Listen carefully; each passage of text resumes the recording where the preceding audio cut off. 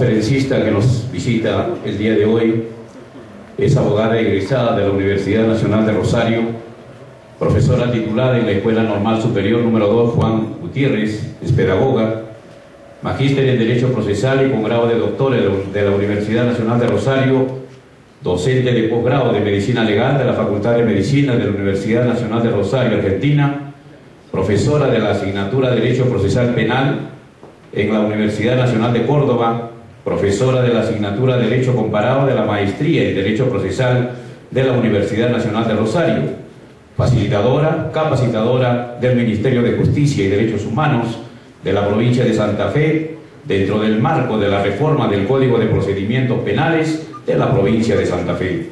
Conferencista internacional en temas de especialidad penal, cuenta con diversas publicaciones en materia jurídica, es socia fundadora de la Academia Latinoamericana de Derecho Procesal Garantista en Rosario, Argentina.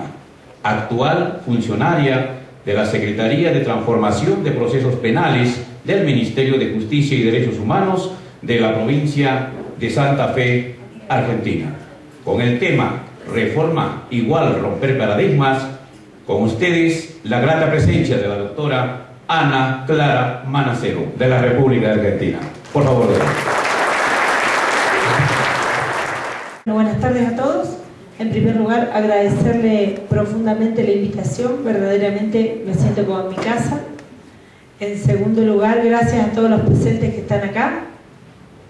Y contarles un poco lo que vengo a hacer aquí, gracias a la invitación, en primer lugar, del doctor Bonifacio Menezes y después de lo que estuvimos charlando aquí con el presidente de la Corte, es transmitirles un poco la experiencia que hubo desde mi provincia, que está en proceso de reforma, desde algún modo, desde un punto de vista teórico, porque yo estoy trabajando desde el punto de vista teórico dentro del Ministerio de Justicia, además de ser abogada litigante, pero estuvimos trabajando en la puesta en marcha de la reforma y ahora estamos trabajando en el observatorio de la misma, es decir, estamos viendo, controlando, yendo a las audiencias, viendo qué pasa, monitoreando plazos. Entonces, la idea de esta conferencia es charlar algunas cuestiones ideológicas que tengan que ver con una reforma y algunas cuestiones que encontré y que estuve leyendo en el código de ustedes para tirar para el debate, digamos. Esto no es una verdad revelada, voy a tirar unos tips, unas cosas para que podamos después discutir. En principio, como el título de la conferencia es reformar, es igual a romper paradigmas, y yo estoy convencida que esos paradigmas se rompen desde todos los sectores, de todos los operadores del sistema de justicia. Nosotros contamos desde nuestra provincia con una ventaja muy importante. El Poder Ejecutivo tenía la voluntad política de reformar. Y por eso les traigo este video que se pasó durante 8 o 10 meses antes de que entre en vigencia la reforma, era parte del spot publicitario del gobierno. Y salía una vez, cada 3 veces que salía el video salía otro de otro ministerio. Esta era la publicidad oficial que informaba a los ciudadanos qué era lo que iba a pasar a partir del 10 de febrero. Vamos a ver.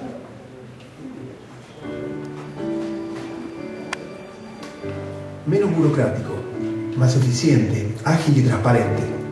Menos distante, más inclusivo e igualitario. Menos desprotegidos, con más derechos y contención para todos los ciudadanos. Menos actas, más actos, con audiencias orales y públicas donde víctimas y acusados recobran visibilidad.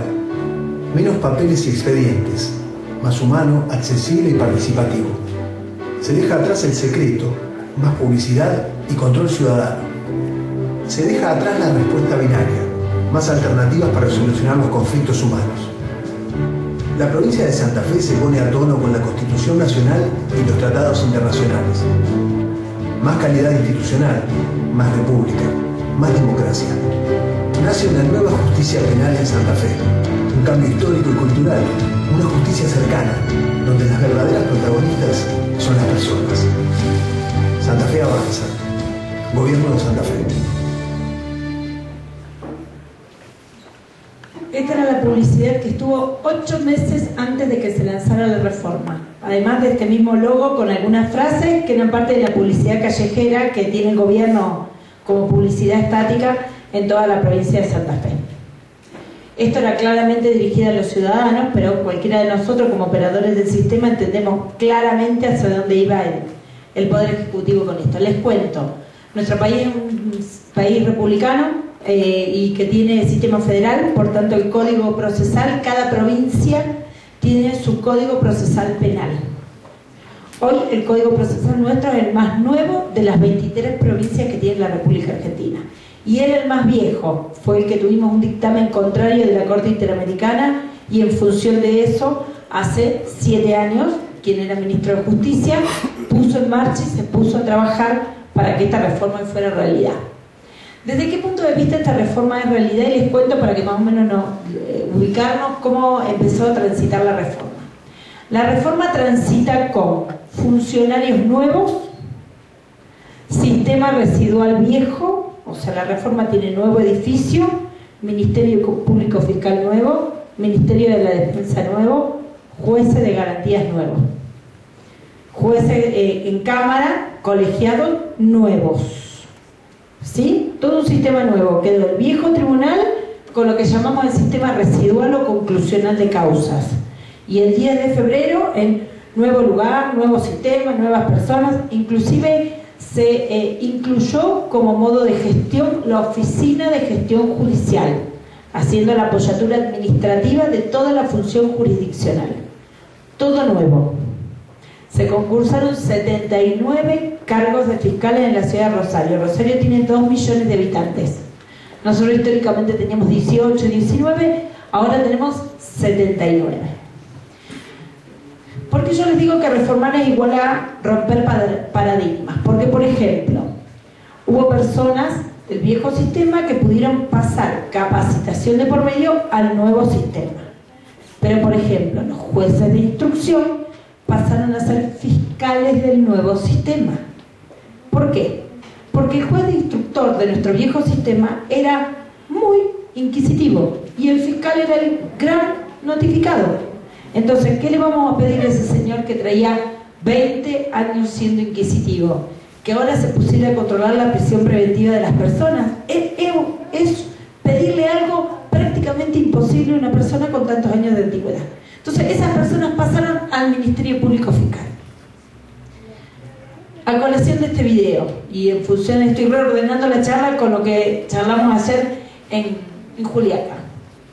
El Poder Ejecutivo, además de mostrar su voluntad política de este modo, con esta publicidad, puso todo el dinero que se necesitó para construir el edificio, para montar una nueva estructura del Ministerio Público Fiscal y del Ministerio Público de la Defensa. Y durante los primeros 3 años solventó, porque la gente empezó a trabajar mucho tiempo antes, solventó los sueldos de estos funcionarios. Ya ahora cada uno está traspasado con independencia y con presupuesto propio. Esto es lo que quiso el Poder Ejecutivo y hoy la reforma está en marcha. ¿En qué estado está? Estamos funcionando a pleno, seguimos concursando gente y el Poder Ejecutivo de lo único que se encarga hoy es de que funcione rápidamente el Consejo de la Magistratura, porque seguimos concursando cargos. Como el sistema empezó de 0, no necesitamos los 79, arrancamos con 20 y seguimos concursando. Y bueno, fue el que puso en marcha las obras de infraestructura de los 3 lugares. Por eso digo voluntad política, no solo la creación de un código, sino la de armar toda la estructura para que esto empiece a funcionar. Bien, esto para tener más o menos un pantallazo de qué es lo que está pasando en mi provincia y de qué lugar voy a hablar. De igual modo, como les dije al principio, una cosa, vamos a charlar algunas cuestiones prácticas, pero también algunas cuestiones que tienen que ver con lo teórico. Tanto el código nuestro como el código de ustedes, en el repaso que yo he hecho en la exposición de motivos, se jacta de ser, y voy a leerlo precisamente, y digo se jacta con una connotación absolutamente positiva. Dice: se estructura un nuevo proceso penal, así como sus instituciones allí contenidas se edifican sobre la base del modelo acusatorio del proceso penal, cuyas grandes líneas rectoras son separación de las funciones de investigación y juzgamiento, el juez no procede de oficio, el juez no puede condenar ni a personas distintas de la acusada, ni por hechos distintos de los imputados. El proceso se desarrolla conforme a los principios de Contradicción e igualdad. La garantía de la oralidad es la esencia misma del juzgamiento. Textual lo que dice la exposición de motivos del nuevo código que a ustedes los rige. Por tanto, estamos hablando que estamos en presencia de un modelo acusatorio adversarial. Y acá se nos vamos a detener en algunas cuestiones teóricas. El modelo acusatorio adversarial no tolera que el juez se ponga a la par de la parte. El juez no puede hacer nada de lo que deben hacer las partes. El juez es un tercero imparcial, imparcial e independiente. Y para ponernos de acuerdo en este concepto, no hago más que recordar lo que decía el maestro Chiovenda en el dibujo de su triángulo chiovendano equilátero, donde las partes están debajo y por encima de ellas el juez. Y tercero de verdad, porque primero aparecen las partes, que son las que tienen el conflicto en la realidad social, y después aparece el juez, porque ya se agotaron todas las formas de poder solucionar el conflicto entre ellas, y necesitan el ingreso de ese tercero imparcial, imparcial e independiente. Pensado el proceso así de esta manera, supera toda discusión del viejo sistema inquisitivo acerca de que el juez tenía que seguir probando y haciendo lo que debían hacer las partes con el único objetivo de buscar la verdad. El modelo acusatorio adversarial echa por la borda que el proceso tenga como único objetivo el descubrir la verdad. Las partes son iguales. Y esto lo voy a remarcar muchas veces a lo largo de la charla. Las partes son iguales. El fiscal es igual a la otra parte. El juez, lo dije recién, no debe hacer lo que le toca hacer a las partes. Probar, acusar, en el caso del fiscal, purificar la acusación, ayudarlo con la redacción de los hechos. Y vamos a ver qué es lo que pasa después en el Código Procesal Penal de acá del Perú. Miren, si el proceso tuviese como único fin descubrir la verdad, no existiría la institución de la prescripción ni la institución de la caducidad.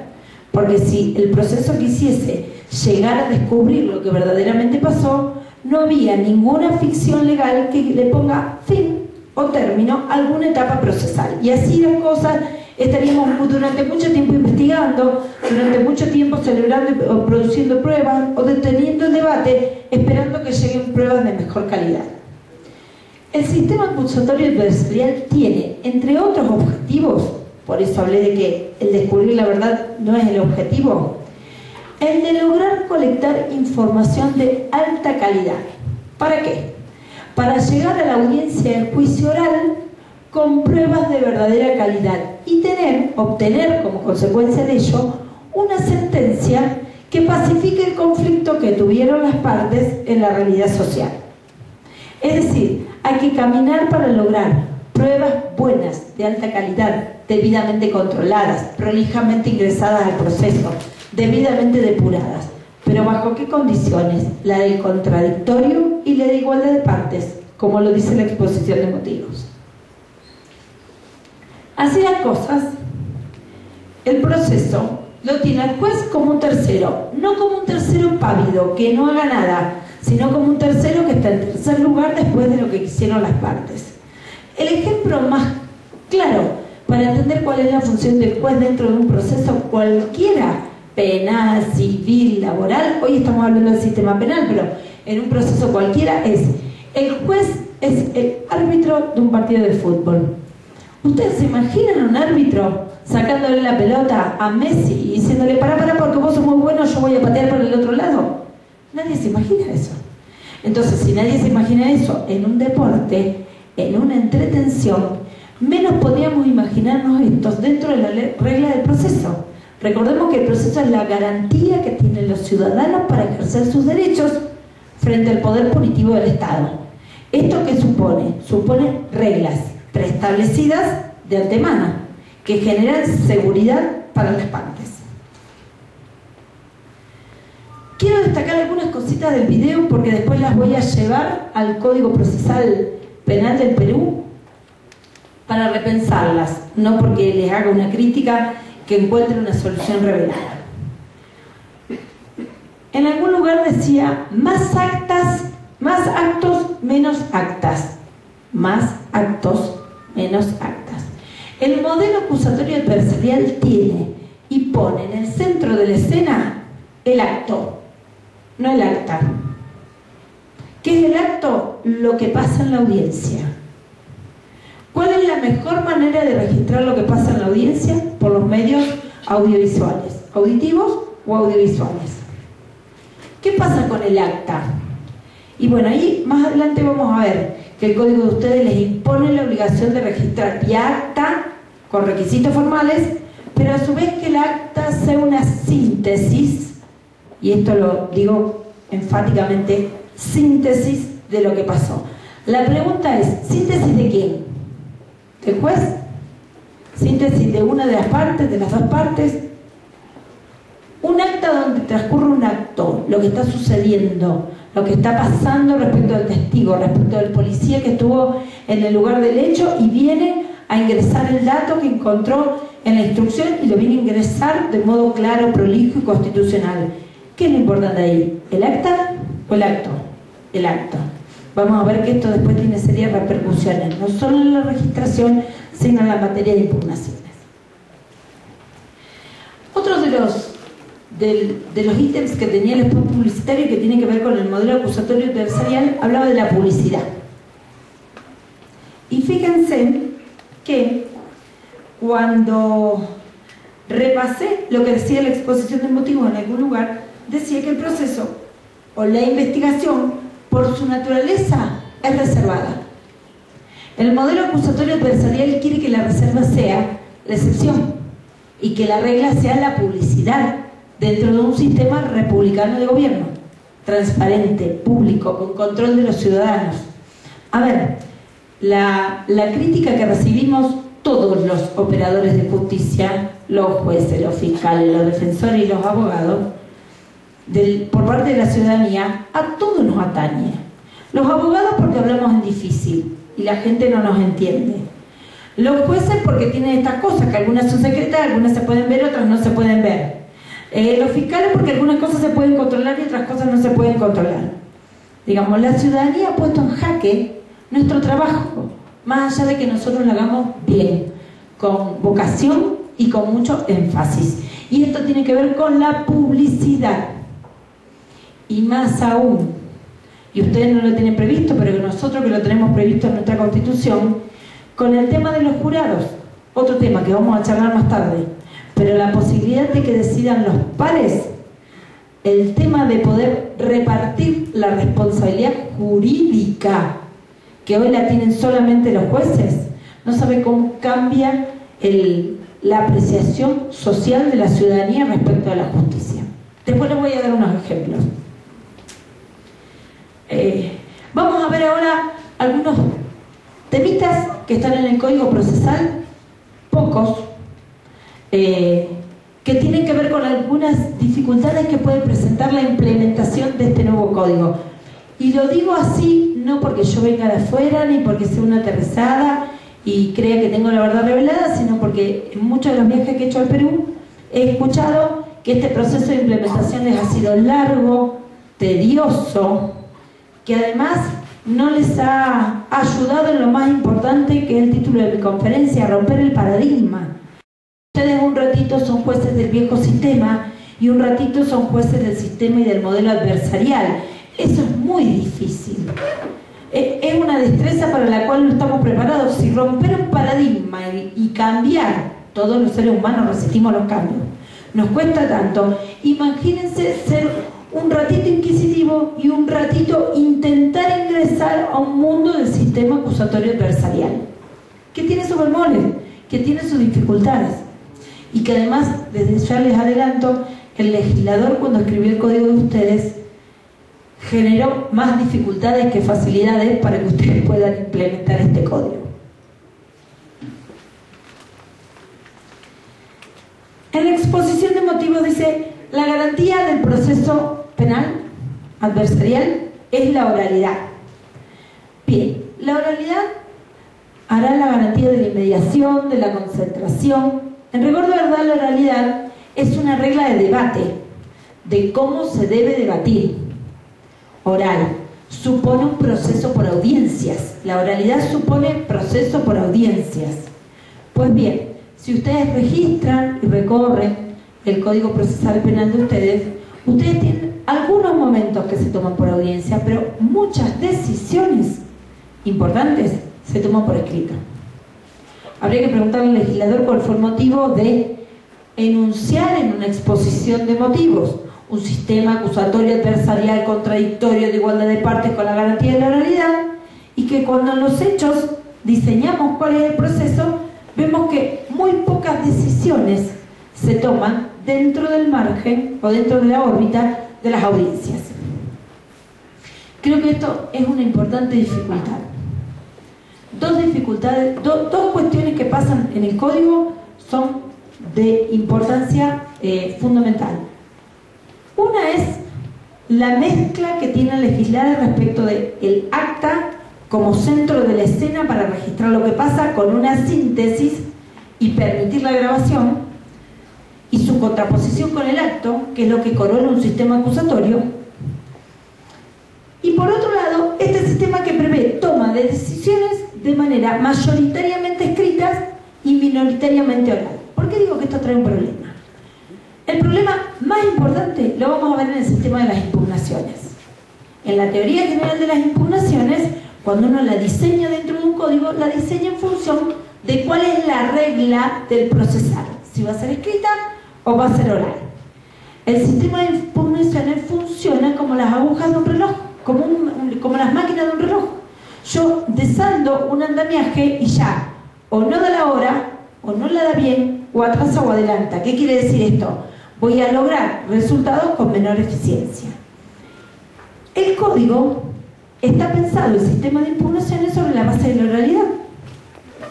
Pero fíjense que la mayoría de las decisiones que se toman importantes son escritas. Ya sé que ustedes me van a decir que en la Constitución ustedes prevén que todas las decisiones tienen que ser fundadas. Pero puedo tener un sistema por audiencias donde me doy un plazo para que el juez funde la decisión. Y estoy cumpliendo con las dos cosas, con lo que pide la Constitución y con los mandatos de un sistema de un modelo acusatorio adversarial. Vamos a hablar ahora del tema de las impugnaciones, que ya algo les adelanté. Estar pensado y diseñado un sistema sin tener en claro si la regla es la oralidad o la regla es la escritura va a traer muchas dificultades dentro de la teoría general o dentro de lo que son las impugnaciones. Un ejemplo muy fácil y que me parece que todos lo tenemos en claro en pocas palabras. Donde la regla es la escritura, la reina de los recursos es la revocatoria. Donde la regla es la oralidad, no es la revocatoria la reina de los recursos. ¿Por qué? Porque la convalidación o el saneamiento de los actos se da en el mismo acto y no necesariamente está registrada en el acta, porque el acta es una síntesis de lo que pasó en el acto. Entonces yo me hago una pregunta: cuando tengo que impugnar, ¿qué impugno? ¿El acta, como me dice 120, o el acto, la registración audiovisual de lo que pasó? Les agrego otra cosa. En la teoría general de las nulidades, como está planteado en el código, vamos puntualmente al artículo 154, que plantea algunas reglas claras respecto de a dónde nulo, hasta dónde voy para atrás y hasta dónde no. Pero confusión entre la oralidad y la escritura. Por ejemplo, el inciso 1 dice: la nulidad de los actos consecutivos. O sea, decretada la nulidad de un acto, no dice si en un acta o en un acto, pierden validez todos los actos que son consecuencia de este acto nulo. ¿Sí? Pero le deja la discrecionalidad al jugador para que decida a dónde corta, es decir, hasta dónde retrograda la serie, y dice: de acá para acá son válidos los actos. La pregunta es, más allá de que los jueces no deberían meterse en decir dónde y a partir de qué momento el acto es nulo, si no lo pidieron las partes, pero ¿cuál es el criterio que el código le dice al juzgador que tiene que tomar para decidir desde qué momento el acto es nulo o no y cuáles actos recobran validez? Esto está muy claro por un sistema escrito, pero en el sistema oral, donde lo importante es lo que pasó, lo más probable es que cuando yo concatenadamente retrograde y vaya para atrás, me quede con poca prueba o con prueba de baja calidad.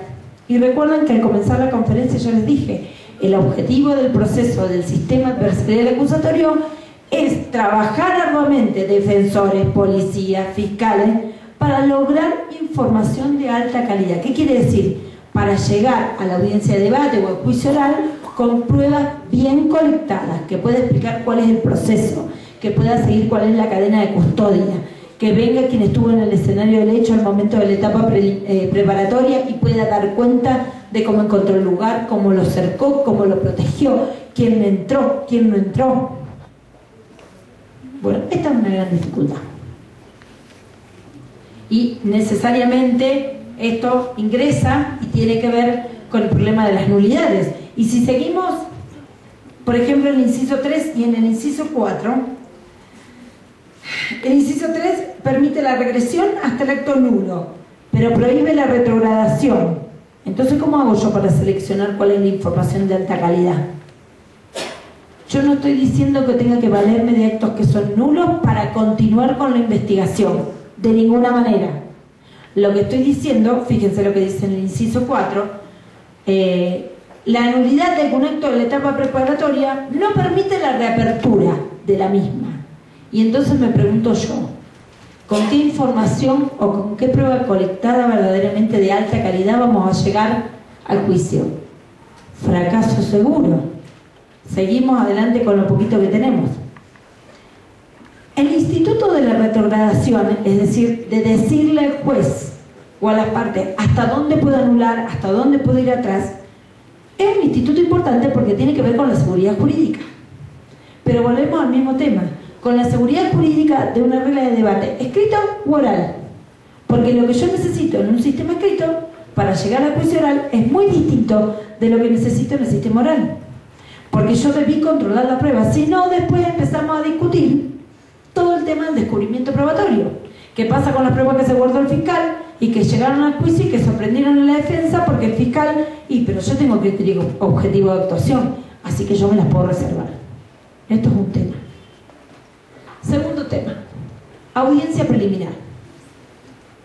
Todos sabemos que el objetivo de la audiencia preliminar es depurar prueba, hechos, y poner en claro, en términos precisos, la acusación.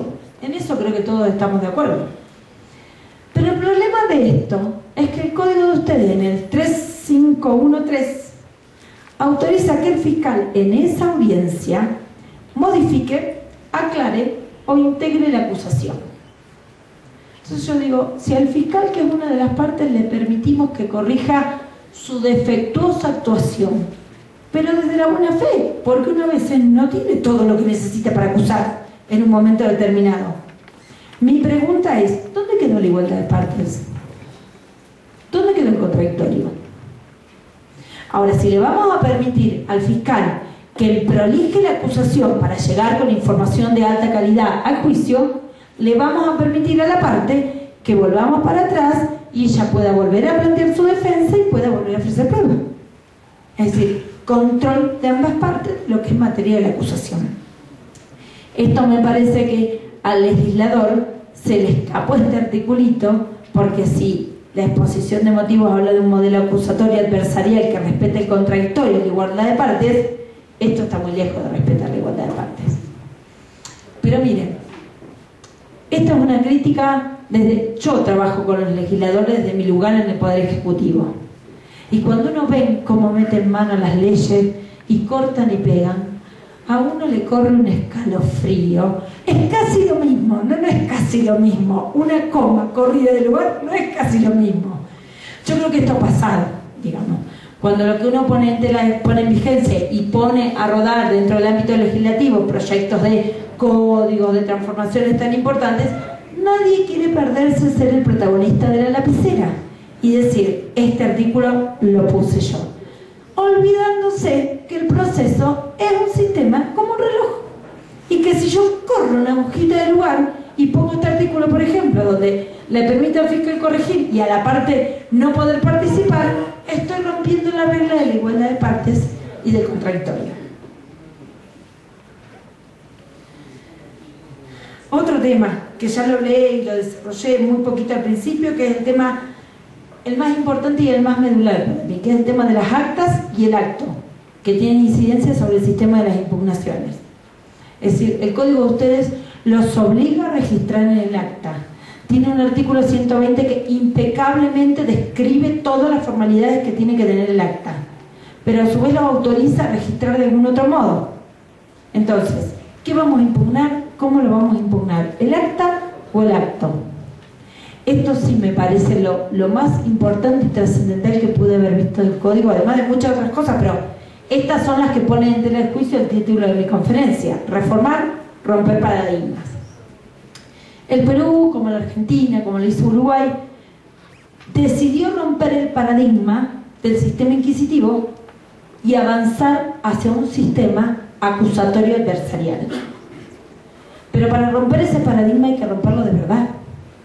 Y si estamos frente a un modelo acusatorio adversarial donde lo que reina es la oralidad, lo importante entonces tiene que ser el acto. Y como les dije ayer, yo no quiero hablar de que este código es mixto o que tiene rasgos inquisitivos. Yo quiero hablar de que lo que tenemos que hacer todos los operadores de justicia es, en base a esto, a talleres, a observatorios, a discusiones, a conversatorios, generar un proceso de cambio que enderece las buenas prácticas. Porque en rigor de verdad, cuando uno rompe el paradigma, siempre se queda con la práctica del escrito, porque lo escrito es seguro para todos. Y acá hay que romper esa práctica, olvidarse de eso y generar que el acto que se está produciendo y que se está registrando es lo que va a arreglar la vida de un sistema, de un modelo acusatorio adversarial. De este modo, lo que como operadores de justicia, todos los que estamos acá, creo que nos queda por hacer es seguir trabajando sobre estas pequeñas cosas que dificultan la práctica diaria, porque creo que si yo lo detecté leyendo un código tranquila en mi casa, me imagino ustedes con la vorágine de trabajo que tienen, siendo un ratito inquisitivos y un ratito acusatorios, tratando de imponer estas nuevas reglas de un sistema acusatorio adversarial.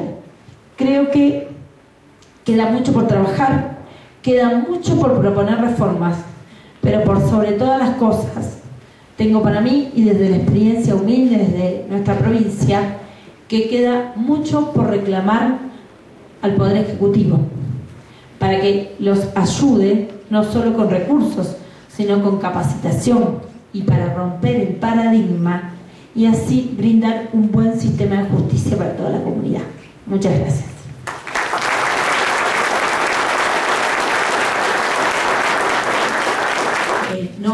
Nuestro código, a ver, eso omití contárselo, pero nuestro código es muy parecido al Código de Chile, muy parecido. Lo que hicieron los legisladores nuestros y la comisión que estaba el Poder Judicial, el Poder Ejecutivo y todos trabajando en la confección del código fue adaptar a lo que querían los propios legisladores y de lo que se propendía desde las cátedras de las dos universidades que hacía tiempo que venían instando al modelo acusatorio, y cuando se daba clase se criticaba el sistema del código. Por tanto, nosotros no tenemos la posibilidad de que el juez pueda incorporar, es más, tiene absolutamente prohibido repreguntar cuestiones que hacen a las partes en la audiencia de juicio oral. Creo que eso, yo algo dije hace un rato, cuando se hace un código todo el mundo quiere tener un pedacito de la tinta propia, digamos, descuidando que un código es un sistema. Así que es para trabajarlo, digamos. Ahí tienen un puntito para trabajar. Yo creo que si se ponen los abogados a discutir esto solo y generan un proyecto, o lo dicen los magistrados, yo creo que lo que tienen que propender es a trabajar en observatorios, en sistemas de control, en momentos de reflexión, llámenle como quieran.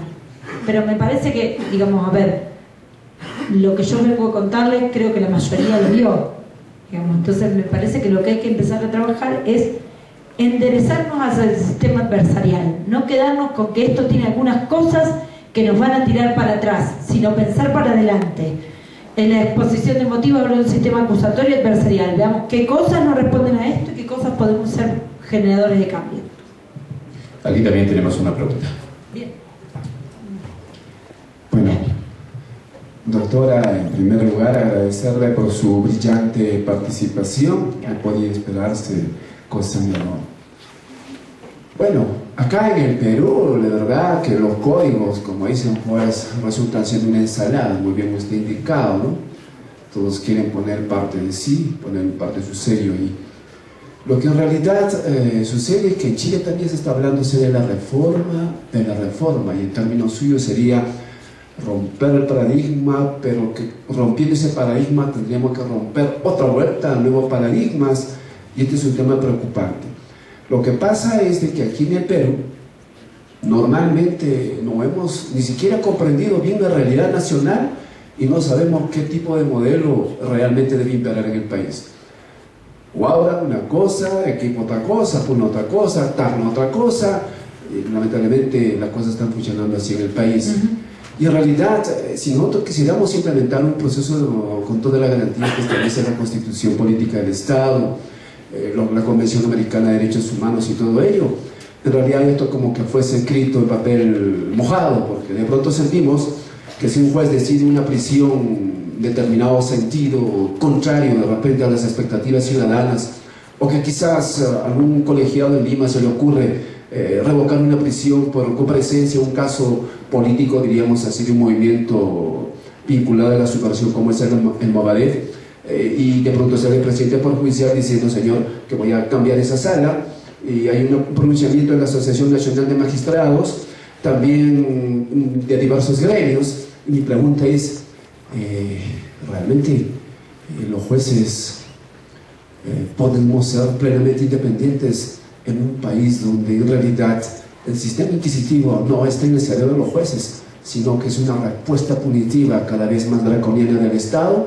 en contra de los justiciables? Y de pronto mi pregunta también sería, ¿qué tan importantes son los temas procesales si los temas extraprocesales son gravitantes? El Ministerio Público no tiene las condiciones para hacer lo que le dice el Código Procesal Penal, la policía tampoco tiene las condiciones, los jueces tampoco tienen, y además del condimento cultural, ¿no?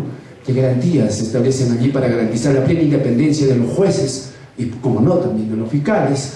Y en sí, y de qué manera hacer que este proceso de reforma en toda Latinoamérica que ha empezado todavía hace 40 o 50 años, de pronto sentimos que está haciendo agua. Claro que en pequeño logro no vamos a ser mezquinos, pero sentimos que hay un sistema, diríamos así, de fascismo, obviamente en el ámbito político, que en términos procesales sería decir que el proceso no se está convirtiendo sino la continuación de la guerra en términos pacíficos, ¿no? Muchas gracias por su comentario. No, de nada. Vamos por parte, porque me tiré un montón de información. Primero, es verdad que en Chile a veces están pensando en reformar algunas cosas, pero lo que yo quise plantear acá es que romper el paradigma es pasar de un sistema al otro. Y ustedes están en el tránsito, y encima complicado porque tienen los dos sistemas juntos. Es decir, ya de por sí es difícil romper el paradigma. Digamos, es difícil cambiar el switch y empezar a pensar distinto. Nosotros ayudamos a nuestros magistrados y le dijimos, ustedes fueron jueces de instrucción, vengan a ser fiscales. Nosotros los ayudamos a transitar con esta decisión el quiebre del paradigma. Respecto a la realidad de los países de Latinoamérica, muchos gobiernos han tomado el proceso no como el instrumento, la garantía que tiene el ciudadano para defenderse del poder punitivo del Estado, sino como un control o una forma de hacer política criminal. Y esto no está bien. La política criminal pasa por otro lado y no por el diseño del proceso que se haga. El proceso es neutro, es un método de debate dialéctico donde las partes pueden resolver su conflicto. Y como lo decía ahí también en el spot, de diversas maneras. Y qué bueno que lo pueden resolver sin llegar al Poder Judicial.